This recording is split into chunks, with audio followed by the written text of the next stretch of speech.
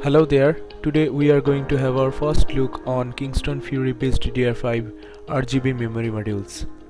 We were really excited when they released their new kit. So the kit is available in 4 different speeds. We have got 4800, 5200, 5600 and 6000 megatransfer per second.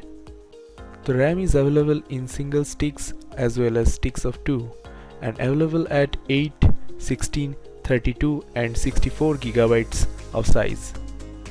This time Kingston went with a slightly different heatsink design. When installed, the RGB lighting bar looks incredible on the RAM. The RAM is Intel XMP 3.0 ready. It's also compatible with the Fury control software for control the RGB and works with all leading motherboards default RGB softwares. Here we have got the 32 gigabytes 5200 mega transfer per second kit.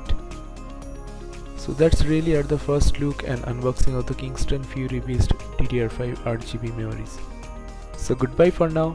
Thank you for watching. Let us know in the comments what you think of these.